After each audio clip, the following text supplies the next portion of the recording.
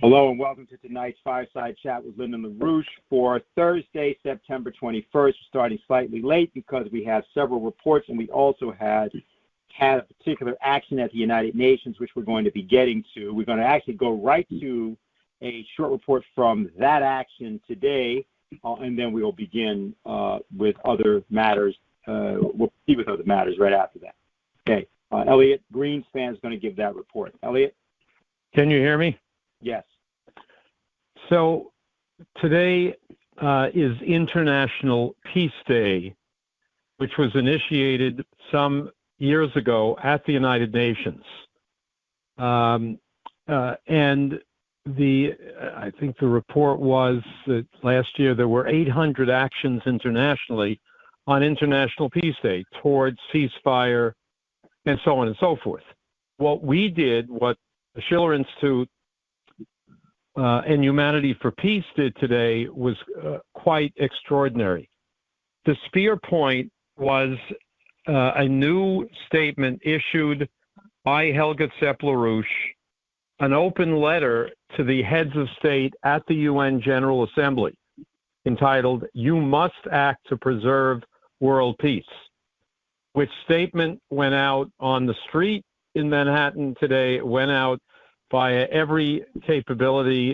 It's out in various languages, but in particular to get this to the thousands, heads of state, heads of government, so on and so forth, who come together on UN Debate Week, General Assembly Debate Week, which is this week, to speak from the rostrum in the General Assembly.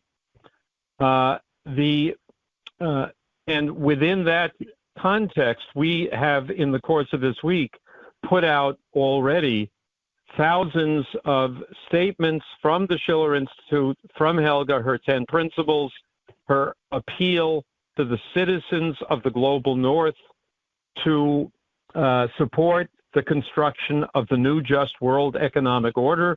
Now this new statement today, as well as hundreds of the pamphlet entitled "Colonialism is Over," an appeal to the U.S. and Europe to support this just new economic order. Within that, we chose today to organize an event Dennis was referring to in Dag Hammarskjöld Plaza across the street, across First Avenue from the UN. Humanity for Peace, Music for Peace. And the manifestation through the music, this was the substance of our unique or advanced orientation toward securing a different dynamic than the nuclear war, World War III danger, which continues, perhaps has escalated. We had about a 70-person rally with about a 25-person chorus there, beginning with the Dona Nobis Pacem, leading into the solos by Everett Suttle, with two peace protest songs from the American civil rights leader and singer of the 1960s, Odetta, and Indira Mahajan. We've got the whole world in his hands, and leading then into the Lift Every Voice and Sing under the direction of Diane Sayre. This was punctuated then by important remarks by Dennis Speed, by the producer of the 8/15 Hiroshima film, Heffelfinger, by Anastasia Battle, the head of Humanity for Peace, who read Helga's statement, and by Diane. And all I'll stress about those statements is, as Heffelfinger said, we are closer to the doomsday clock, midnight, than ever before. And we have put out, he and his team put out the Hiroshima film, which you may or may not be familiar with, to go at what actually happened at Hiroshima, August 6, 1945.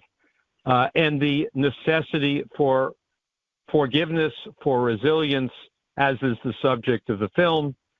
Diane, in turn, stressed that war is not the natural state of mankind, and developed the appropriate ideas of our movement, as well as of her campaign.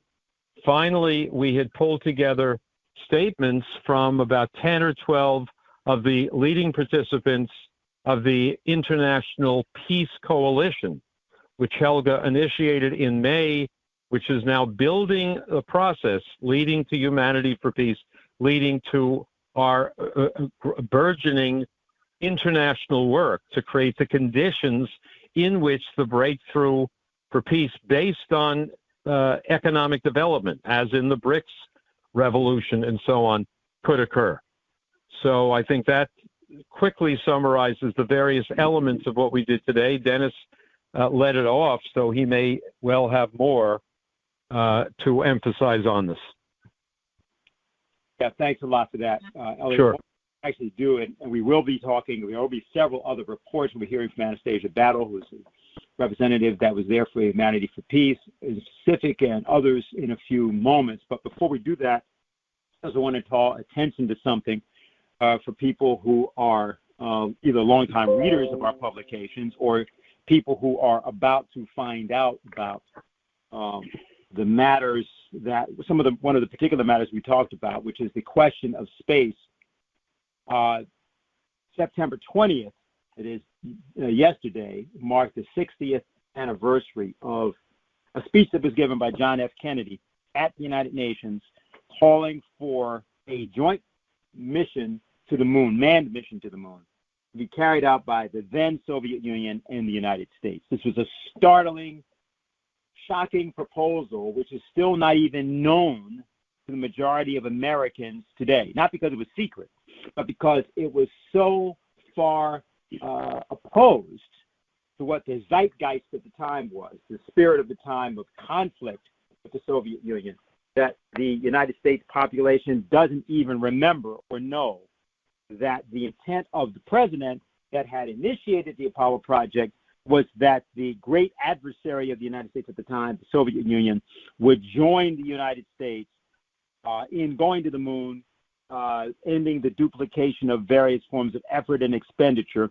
and creating a circumstance in which it was emphasized to humanity as a whole that the exploration of space and the discovery of the principles by which the universe itself is composed was the province not of any one nation, not of any one people, but of the entirety of humanity.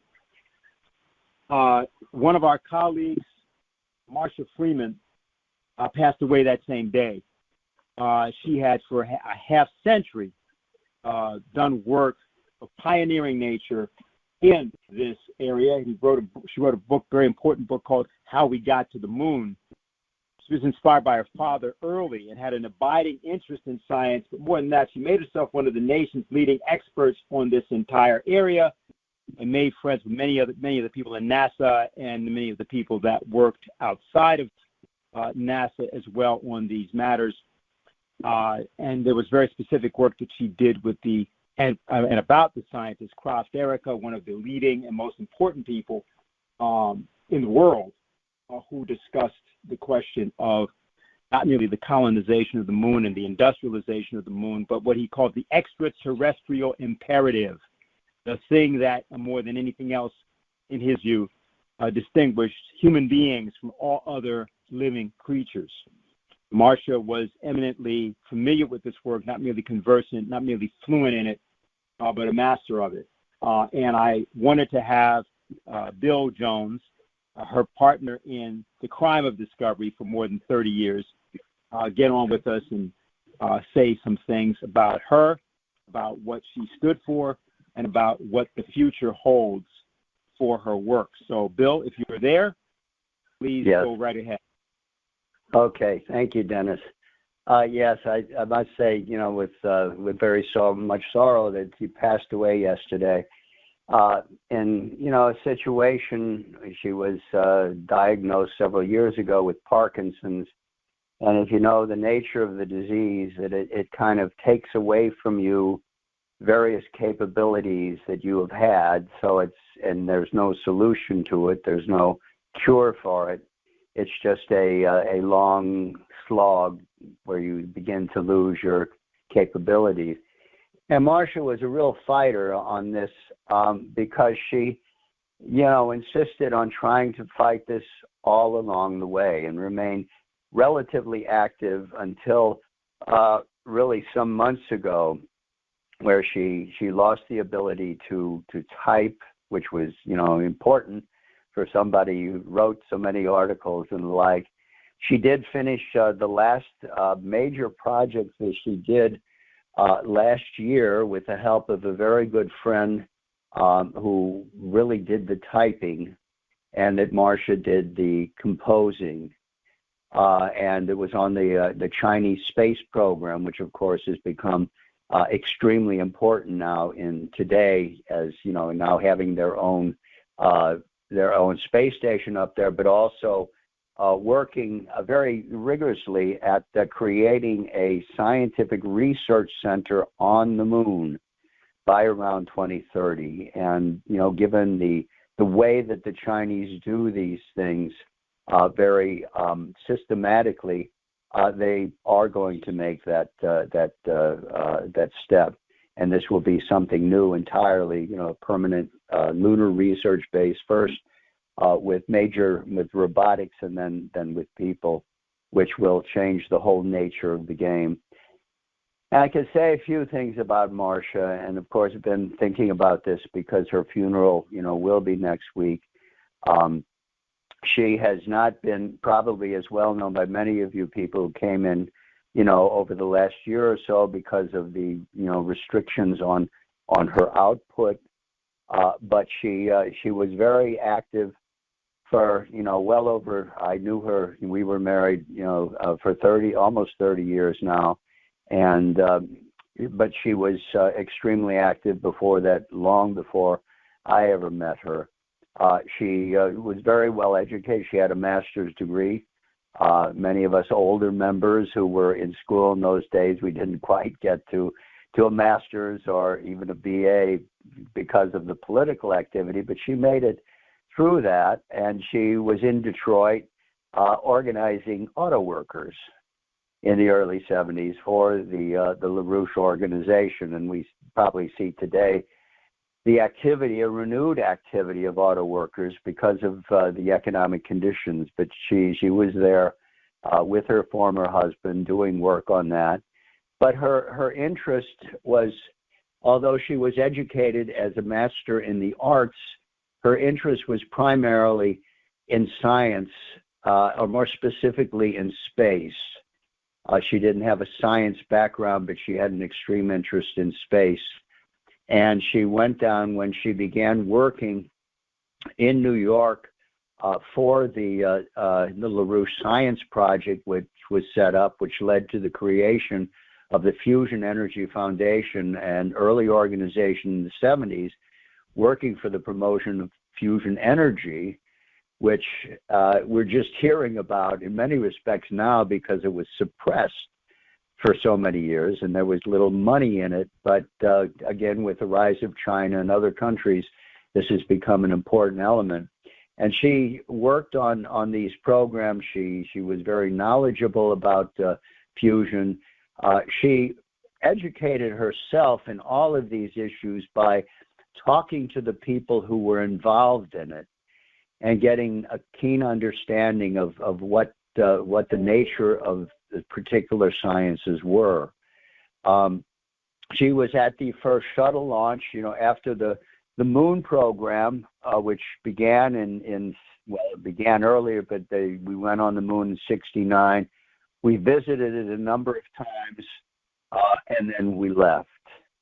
And in opposition to what President Kennedy had seen and envisioned and worked on, we really did not go much further than that at that point, partially due to the costs of the Vietnam War, which really sucked the blood out of the space program. This was renewed under President Reagan there were things that went on, of course, during that time at a relatively low key in orbital space. But it was really when President Reagan began the shuttle program and the beginning of the International Space Station that it became again something of a living experience for Americans of that time. She went down to the first one. She interviewed Bob Crippen and John Young, were the pilots and the commanders, and she interviewed Crippen, published in Fusion magazine. She knew them both. She was a very remarkable person because she was really the first woman to get involved in the area of space history. There's a very well-known space historian from Ireland named Brian Harvey, who has written literally a dozen very detailed books on space work in Europe, in Russia, in China, in the United States. And he dubbed Marsha the Queen of Space History from the work that she was doing through numerous articles, but not only on space, fusion, MHD, magnetohydrodynamic processes, long wall mining in Poland. It's amazing just the amount of areas that she extended her knowledge, but she was fascinated by this. And the space program for her really became her life. That it was her feeling that, you know, if we do this, if man ventures into space and begins colonizing other planets, it creates a certain element of unity and harmony because it will be done by many different countries. And of course, when the United States and the Soviet Union, they were the initial space powers, when they had accomplished their feats, the orbital mission, the mission to the moon, the creation of the space station, it was quite clear that the frontiers of science were no longer here on Earth alone. What we could learn in microgravity, what we could learn by studying other planets, including geology of the other planets, would give us a better understanding of how the universe developed. And that therefore, science and technology, as we know it, must move in the direction of outer space. Initially with, the orbital missions and man operating in a microgravity environment, but also ultimately getting to another planet and not just going and planting a flag and, doing some digging and getting some geological material there, but also setting up stations, setting up initially research stations and possibly a living environment, at least temporarily, for man to come and go from the Earth to the moon initially, but also further on to Mars. In a sense that man was always pushing for new frontiers, that the movement of science was developed by the movement towards the new frontiers. If you look back on the area of the voyages in the 1500s, when mankind began to penetrate the entire globe, even into areas where man had not set foot, in the Arctic, in Antarctica, learning more about the Earth by pushing the frontier. At the point that we had kind of encircled the globe effectively and learned much more about it, we were also at the point of developing the capabilities for leaving the Earth. By the beginning of the last century, there was also clearly known by a number of people the techniques by which mankind could leave the atmosphere. And both work in Russia, some of the earliest, theoretical work was done by Konstantin Tsiolkovsky there.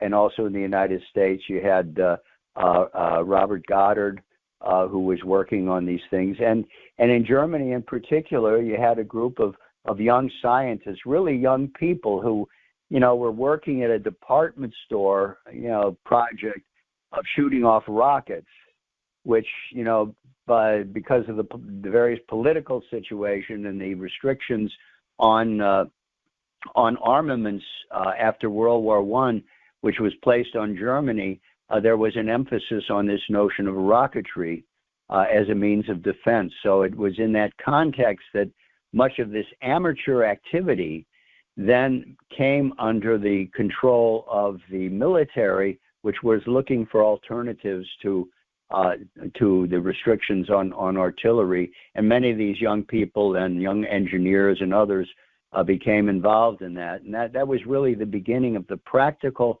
experiments on these various projects. And these were the things that interested Marsha, that she wanted to give people a sense of the tremendous potential that existed if we would push consistently for these frontiers of science.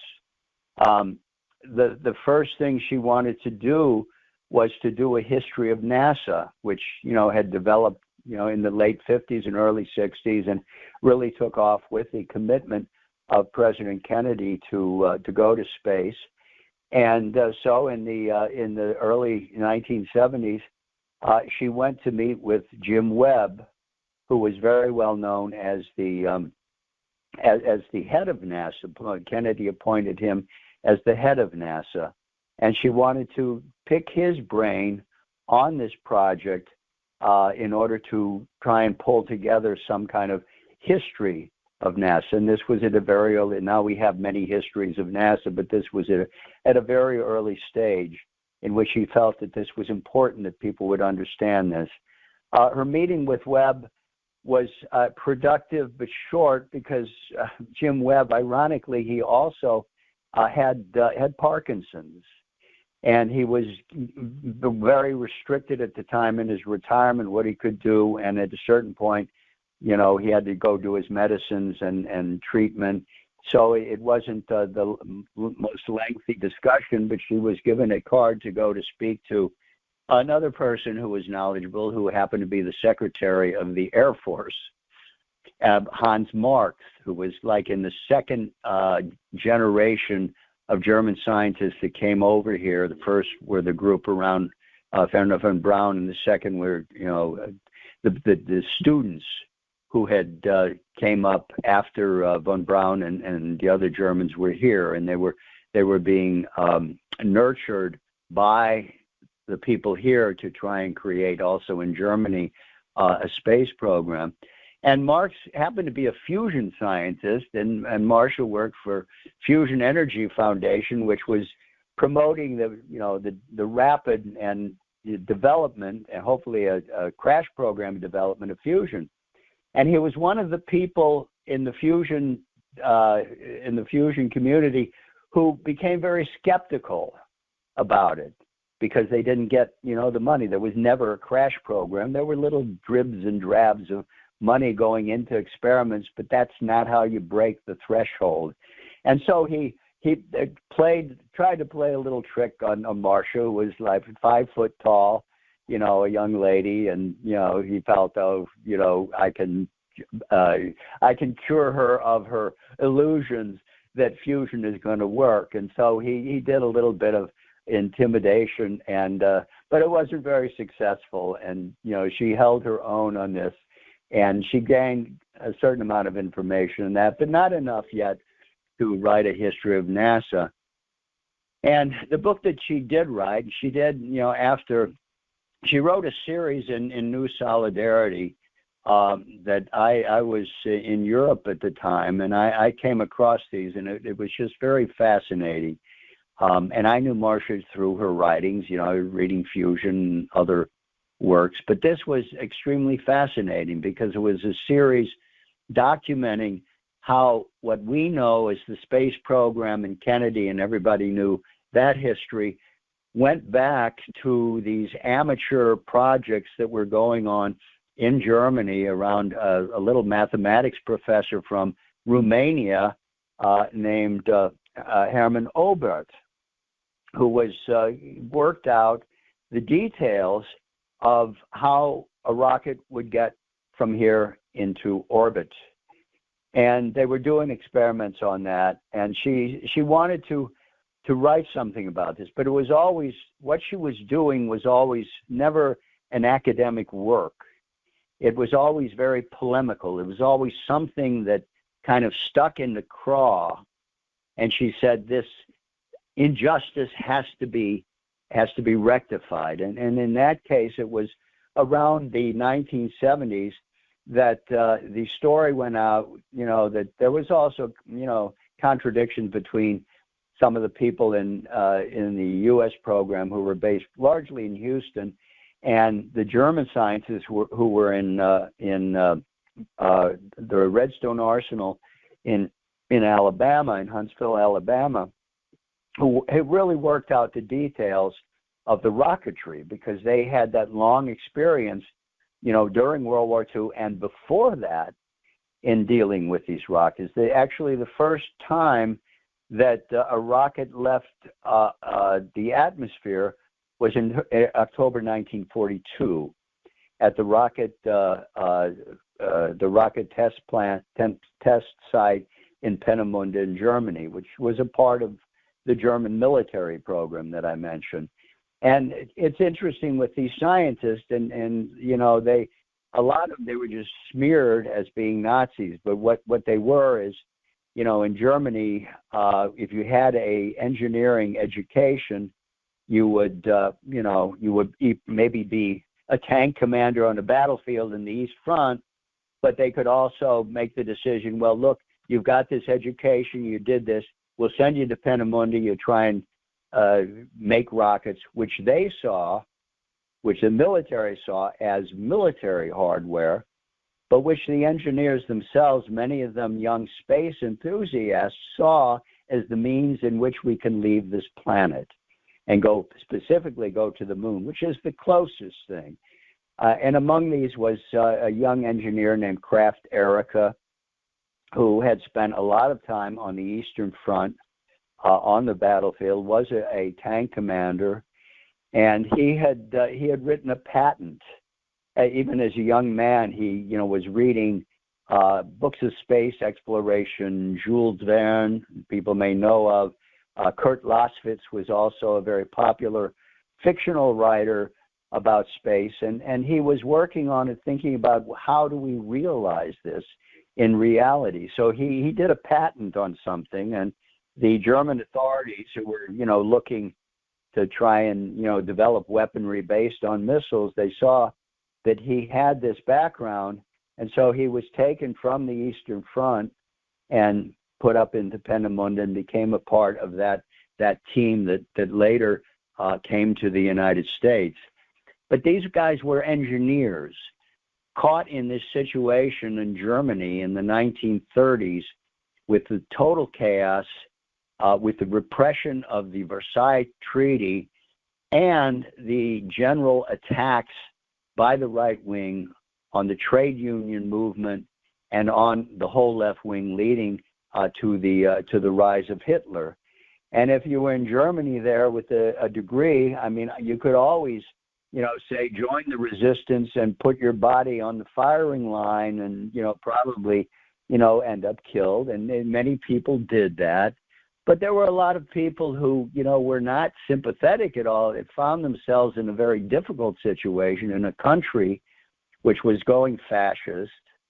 And we can kind of relate to that in one sense, that, we see our own democracy, which is, being pulled away from us in all kinds of very strange things that we don't want happening. But we're stuck here, and we have to live here, and we have to do something about it. And people didn't have political means of doing it, so they tried to survive. So that many of these people, belonged to many different, political and religious groups, and they were stuck there, and they wanted to, continue their work in science rather than, fight on the Eastern Front to a cause that they didn't believe in, hoping at some point that things would change. many of them, especially in certain parts of the war, even though they loved their country, they were hoping that it would be defeated, because they saw that what Hitler was doing was destroying what they thought was, the cultural nation that we had known as Germany. So she wanted to write a book about this because during the 1970s, there was a general attack, which was a part of the attack against science.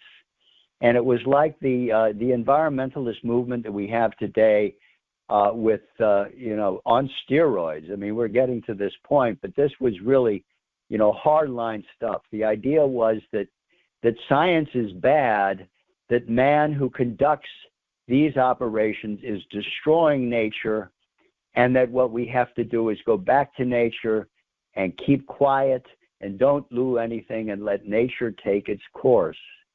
And this became very prevalent. This was called the zero growth movement. The idea was that people are the problem. Growing populations are the problem. And that therefore we have to stop science and stop the belief in science, which is the belief in progress, to get people to understand that there will be no progress, that things are going to get worse, so that you don't want to have children, you don't want to have grandchildren, because, it's destroying nature and we don't want that. The world needs less people is what they were effectively saying. This was a fascist movement similar to what the Nazis did, with all both the Jews and all the so-called lower races, would simply to destroy them, to eliminate them. It was a zero growth policy of the same nature and with the same goal. So that the attack on the German scientists was really an attack on the space program, because these people, with their backgrounds, nevertheless, were fighting for the United States to become a space power, to do the breakthrough that had to be done in order for man to leave this earth and to begin to colonize and to think in terms of doing things on other planets. And so she took contact with these people and studied that, and it was ironic, this is a little Jewish woman, from, born on the Lower East Side and grown up in Queens, who was defending these guys who were being accused of being, Nazi war criminals. And she knew them, and she talked to them, and she saw into their souls. Look, some of these people, and I won't mention the name, some of these people had families, whose wives and others had been taken to the concentration camps or were in hiding in Germany. And they had to go back, after the war. Some of them didn't come in the first wave of the engineers that were brought over here, because their wives had been hiding somewhere in Germany, and they had to walk around and find out where they were. I mean, that was the kind of situation for a lot of these people. And now they're being, attacked as Nazis. So she set to work. She did these articles that I mentioned on the German space pioneers. And I was very proud to, see to it, as her project at the time was to make this into a book. And so she had a lot of material from the New Solidarity, but we also traveled to Germany. And, I was fluent in German, so we could look at the material that was there. We went into the archives. We went up to Peenemünde. We talked to the people who were involved in that, who were still alive, both the ones here in Huntsville, whom she knew very well, was very, very close to. And they would tell their own stories. They would give her the information of what things actually happened, what things were like, what people thought. As they were working in this period in Germany. And she wrote how, based on, a number of the stories of Werner von Braun and Kraft Erika, another young guy, Willy Lai, who was not a scientist, but wrote numerous books on space history, on rockets, missiles, and space. He was really the go-to guy on this. He was also a a German who was a left winger. Right? He left Germany at a very early stage, but he worked together with, later on with von Braun and others to try and promote the space program. He also worked with the Russians on this, very close to some of the Russian scientists who were working on this. And this is all a part of that book, which describes, how this thing developed out of this love for creating the basis for leaving this earth among these people who were really the space pioneers, who, then many of whom came to the United States. Some of them went to Russia, or some of them were taken to Russia. When the Russians moved into Germany, they also realized that the rocketry was going to be important for their military operations. They were indeed more advanced in rocketry than the United States because they've been working on this under the auspices of the Soviet Army already in the 1920s. But there too, you had the situation of people like Korolev and others who were space enthusiasts. Korolev spent a lot of time in the Gulag. He was a Russian Ukrainian, and he was considered a dissident. He spent a lot of time, very difficult years, in hard labor in the Gulag, and he was brought back because of his knowledge of science and of rocketry to head the Soviet space program. He was never known at the time. His name was always secret, even when Yuri Gagarin made this very risky and adventurous flight into orbit, the first one really into space, into orbit. It was Korolev who developed the capabilities on that. But even when Gagarin came back, Korolev was not known, and it really wasn't until many years later that his name was made public to the general public in the Soviet Union and in the world. So she had the first book, and that was a polemical book. That was a book to assert the truth of what these guys were about and what the notion of space travel was. Later on, there would be another book also caused by a reaction to the fact that before we had an International Space Station, the Russians developed a space station called the Mir, and Mir being the world or peace. And it was, based on Russian technology or Soviet technology at the time, not quite as advanced in all the details as the U.S., but they got this up there. It was a space station. There were astronauts on it.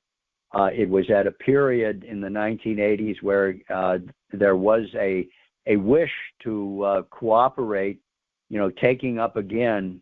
By the mid-1970s, there was a return to this notion that Kennedy had, which he never succeeded in pushing through because of his untimely death, his untimely assassination, that there should be this cooperation and not this competition and conflict in space. So the United States sent up astronauts on this Mir space station, and there were a lot of hairy moments. It was not, the most advanced technology, and things happened. There was a fire on it one time, and it was, put out. But somebody had written a book called Dragonfly, which just panned the entire operation as a total, Soviet fiasco, even though there were, American astronauts on the program doing very advanced science, especially in the biological sciences. So she wrote the second book, which is called The Human Challenges of Space Exploration, getting into contact with the Mike Foale, who was an astronaut down there, a woman who was the head of a biological institute in Bulgaria, who was doing life sciences experiments there, all of which played in to what happened on the International Space Station, because for the United States, this was an important experiment in learning about the possible problems that can develop when you have something up there this size in orbit. So that there were lessons learned that were then taken into the development of the International Space Station, which was from the get-go a collaborative effort with the U.S., with Russia, with the Soviet Union initially, and then later on, even today, in spite of all the problems that we, have caused in the U.S.-Russia relationship, that's still working. Those, American and Russian cosmonauts are going up into space, and they get along very well, and they are cooperative and collaborative, and they appreciate what each of them are doing from their own country, and many other countries are up there as well. And it still represents this last element of real scientific cooperation that's still in existence at this point, and hopefully this will continue.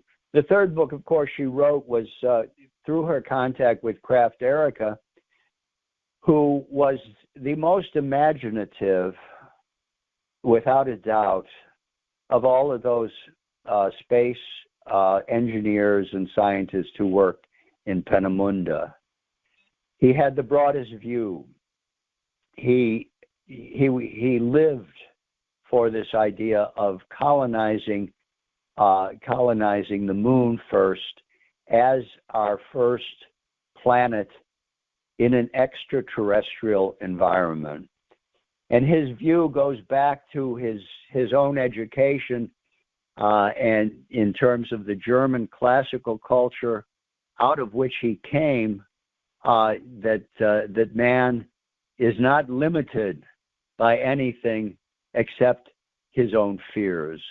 That man has the capabilities of developing, of pushing the frontiers of science out of this world, this globe, into space, and then further on into the galaxy. And this was his eternal commitment. And he wrote books about it. And of course, this was during the 1970s when we came across him. There was an article written in Fusion, which was, I can't remember by whom, but it was on this project, this notion that we would go into space. And the Kraft Erica wrote a letter to the editors and said, well, look, I've been doing this for years. I laid the groundwork for this. And they took contact with them. And, Marsha kind of became the point person for Kraft and Fusion, and went out to visit him and talk to him. And it just was duly impressed with, what he was doing and with his view. And it was instrumental in having him, eventually, meet with Helga and learn about Lynn. And his idea, his polemic was also the same that we were doing. He believed that this zero growth, this zero population growth idea was totally absurd, that it was the mind of man which pushed progress forward, which always allowed him to overcome the limits that exist in any particular state, and that the nature of man is going to overcome those limits. And by doing that, by orienting towards that, he becomes unlimited in terms of the sources or resources, because it's the mind of man which creates the ideas which lead to scientific innovation, creating the new capabilities, new energy resources, new modes of working which make it more effective for man to expand himself and to make the environment much richer. So this led to a very close relationship between Kraft with his own education and Lynn and Helga, particularly Helga, who became just extremely fond of him. They just hit it off so perfectly, with their own common background and attitude that Kraft, became really the guy who was working in their camp. He became, an advisory member to the Schiller Institute, in spite of a lot of pressure from some of the so-called, powers that be, who didn't like Lynn, who didn't like the Schiller Institute, who didn't like our, total fixation on the notion of scientific progress and the development of fusion energy and everything else, that there was a lot of pressure on him in that respect. But he knew what we stood for, and he knew what he stood for. And Marsha was instrumental in helping him. He wrote so many books, and he revised them all the time. He was, Helga had a comment of him always at his when he had a laptop. He got to the point of the laptop during, I guess, the 80s, and he would always be there doing something on that with new ideas, with new perspectives.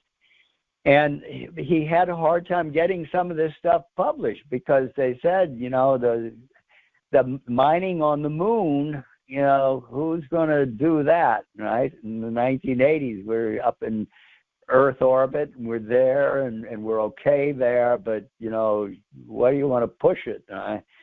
So we also, tried to publish his work. There was a lot of, political flack at the time, and there's just a lot of things that came in the way of that, to hinder that. But we do have Marsha's last big trip on this several years ago was Kraft died at an early stage. Marsha helped revive his reputation within the space community by, the late 1980s. Look, this guy had developed many of these rockets which we have today. He worked for private industry. He was in the Huntsville program for a while, but he was kind of an independent spirit. He was, close to von Braun. They had letters back and forth on, how we would go to the moon. They had differences on, how you would approach this. They had a collegial relationship. Von Braun, who, had his doctorate, of course, Kraft never did, he never got that. But he was, again, understood, I think, also von Braun and others as one of the most, creative engineers within that group. And so they had this kind of back and forth that went on for a while. But he went into private industry. He developed the Centaur rocket, which was the first hydrogen-fueled rocket. He had a little differences with von Braun on that because von Braun was kind of afraid of hydrogen, which is a very sensitive fuel and, can cause a lot of problems if things go wrong. But Kraft was insistent on it, and he developed the Centaur rocket, which then became, I think it's the third stage of the big Saturn V, and is still a workhorse of the space program. But because he was very, outspoken on this issue of the zero growth movement and their insanity, he kind of was pushed to the background in spite of the fact that he had given dozens of speeches on Capitol Hill. He was interviewed, numerous times by Walter Cronkite, who was a very well-known anchorman for one of the TV stations. Cronkite loved him. I had a chance to talk to him just a little bit by Kraft later in his life, and he was just totally fascinated by Kraft and what he was doing. And he had him, on this television program with all the different things that Kraft had, his experiments, how he would see mining on the moon. He developed his own his own pictures. He painted, pictures of what it would be like on the moon, how a space station would look like. Just a remarkable individual. But by I think around the early 80s, he was kind of forgotten. His heyday was in the 70s when the space program was being first developed, and when the moon program was going on, and then the 60s. And so Marsha was able to connect him again with people here at the National Academy of Sciences. And I think it was in 84 or 85. He was in his 60s, but he had leukemia. and he was dying. He was, had not a long time to live, but he was able to have this one very famous speech that we have a video of, where he gave his view of lunar exploration and lunar industrialization to the National Academy of Sciences here in Washington. And it kind of just revived his thing. Marsha talked to, one of the people there who she knew from her own work. She was in the, by the 1990s, she was in the International Astronautical Federation History Committee. And every year she would go to space conferences in different, in different countries, giving speeches on space and various aspects of space history. And so she had these connections, and she called up her friend there and said, I don't know if you remember Kraft Erica, and he had a, slight memory of that in the background. He says, yeah, what's he doing? And, is he still around? And so she set up this major event for him, which we are fortunate to have on tape, and as one of the last big presentations he made. He also did, after, his discussions with Helga and and the organization, he decided he would go back to Germany and go on a tour. And he went to various places, institutions, together with the Schiller Institute, to talk about space. And it was at a time when you had this, just tremendous, zero growth movement, the environmentalist movement. And he was actually flabbergasted. And Marsha met him when he came back in New York, and he was just so upset about how things had developed, in Germany, probably in one sense to a lesser extent here, but similar things going on here. And he was just so upset about all of that. He passed away in his 60s in 1985, and his wife, whom Marsha had come to know as well, in his family, they had a garage full of his unpublished works, and his wife didn't know what to do with it, and she was thinking of just throwing everything out. And fortunately she contacted Marsha, and she says, what am I going to do with this? And Marsha said, don't do anything. I'm coming out. I'm going to take a look at it. We're going to take care of that.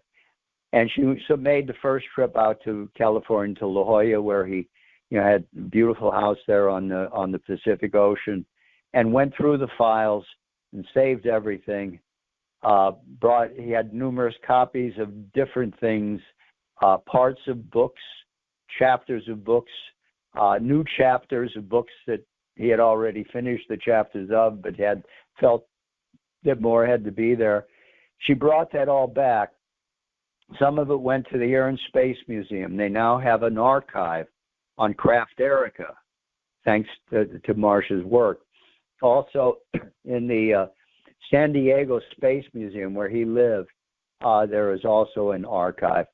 And we have a lot of this here at home. We have a whole card table full of at least 8 chapters of an unpublished book. Probably some chapters are there which are in a different, missing. But and numerous articles and other fragments of what he had written. And the idea is, what we're going to do with this. Excuse me.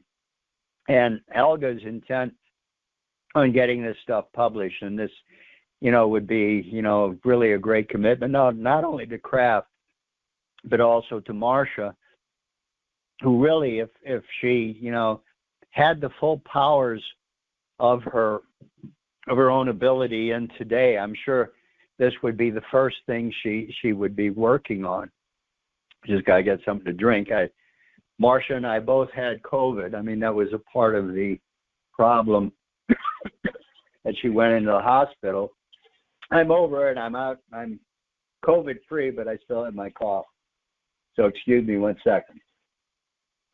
Well, that's all right, Bill. I think what we can do, you just take a drink. and we have a few other reports. We can come back. There may be some questions and some other discussion. I just want to like to finish off here that Go ahead.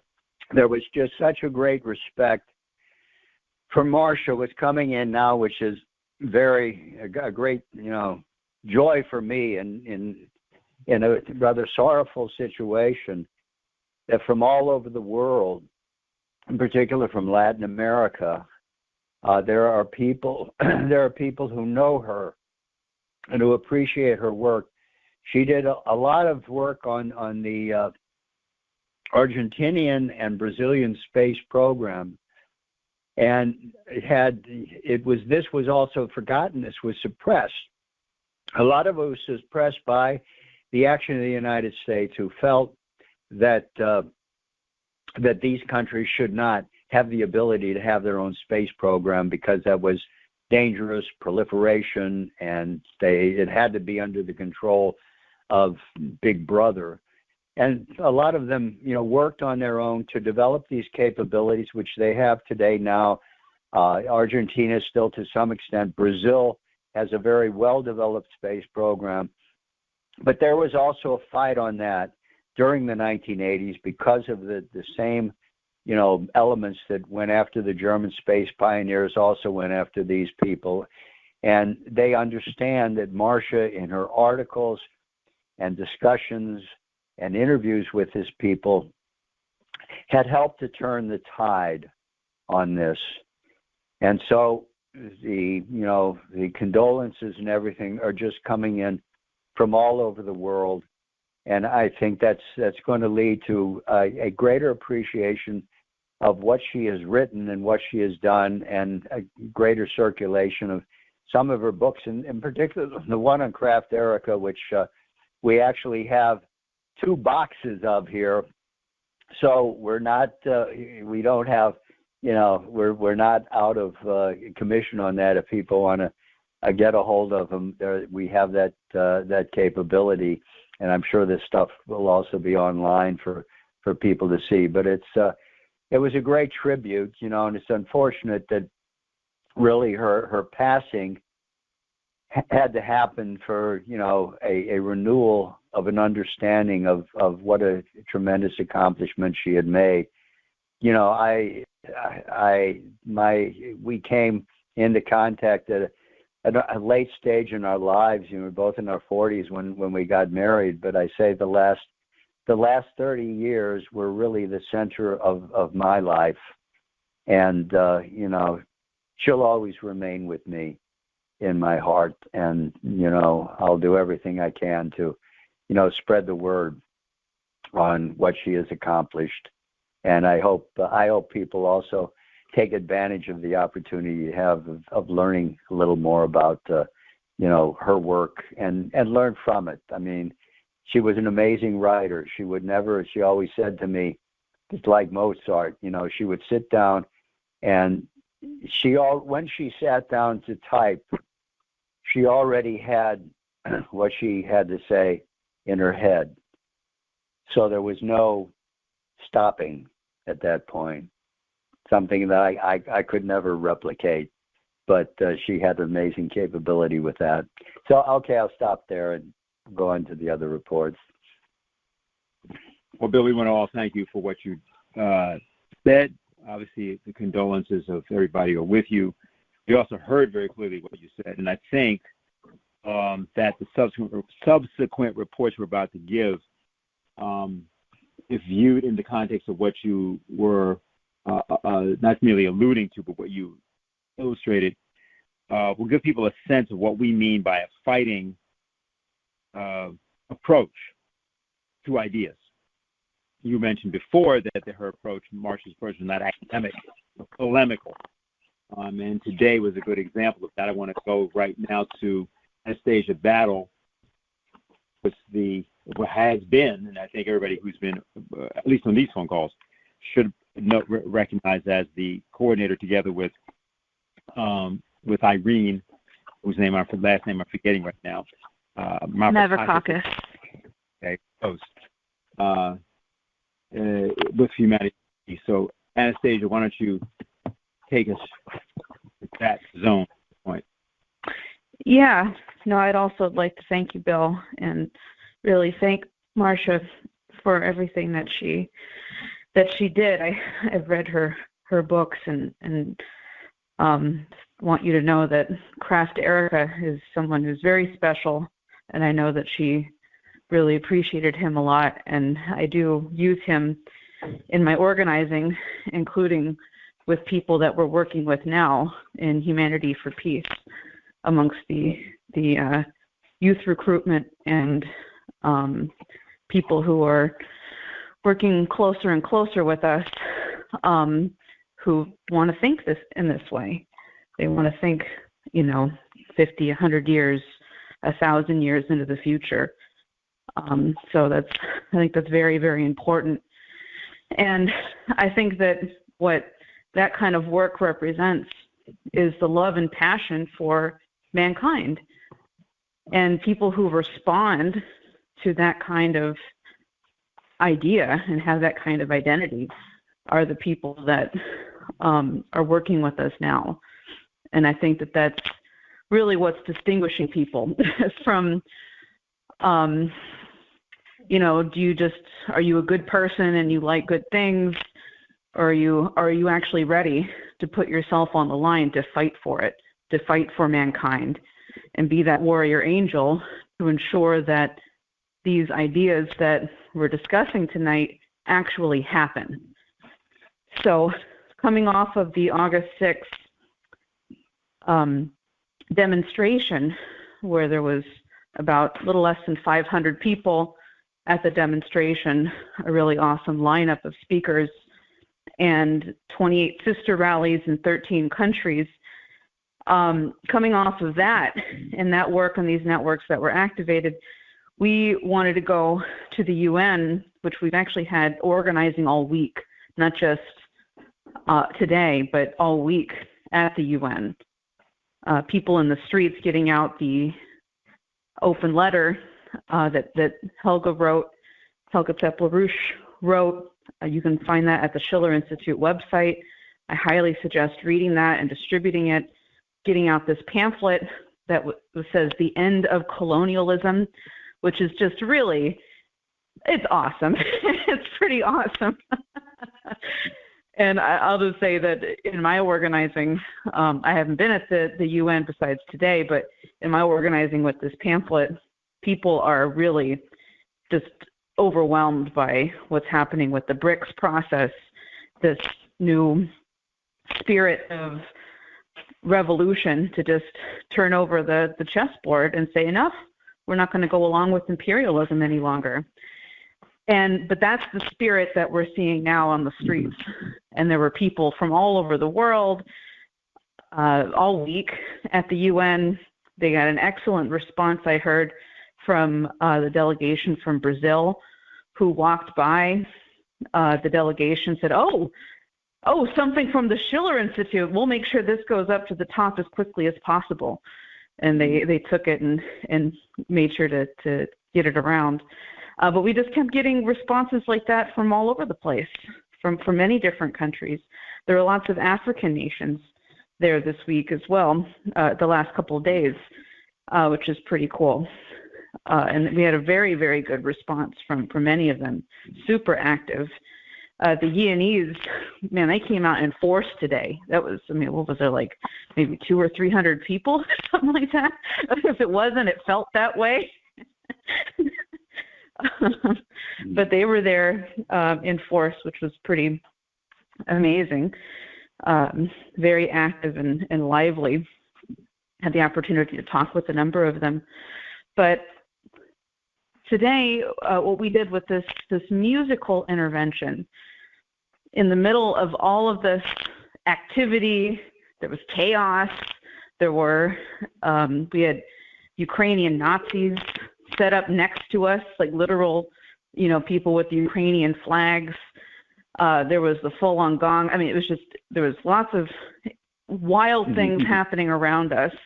And us being set up there, we had, I don't know, I think it was like 60 to 75 people who were there, mostly in the chorus, the Humanity for Peace chorus. And we sang just some of the most beautiful pieces to uplift people. The Dona Nobis Pacem, Lift Every Voice and Sing, these songs of freedom and peace. And when we sang, you can tell I was just looking around. One, the Ukrainian Nazis couldn't do their chants very well.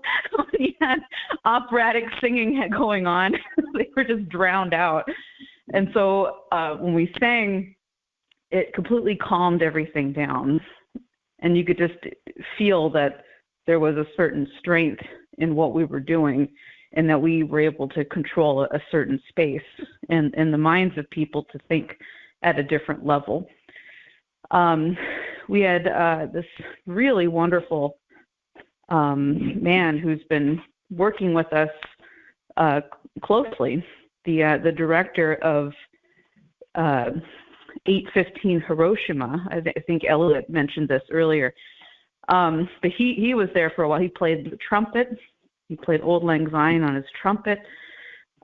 He was partaking and holding the banners, and was really incredibly lively and excited about being there and being part of the whole operation that we're pulling off. So anyway, just to give you a sense and a real idea of what this was, and it was part of an idea of an intervention into this chaos that was happening, and to get out the material that we know needs to get out to Americans especially, but also reaching out to all these different groups from around the world, that there are Americans who are not crazy. What you see in the media of Americans that are warmongering lunatics is not real. It's not everybody. You have a handful of lunatics in power who are behaving this way, but you have people who are in the United States who want to see peace, who want to actually work together with the BRICS countries, who want to end imperialism, which is our legacy as a country. That is our legacy. We are anti-imperialistic. I don't care what anybody says. Oh, the history, da da da da. No, we fought the British Empire and defeated them. That happened. And that's a good thing. We inspired a lot of other countries to do it too. And so, anyway, that's what we're doing with this process now, in uplifting people to this higher level of thinking. And that's how you're going to overcome what otherwise seems like an impossible task, is by raising people to that level. So that's what I'll report.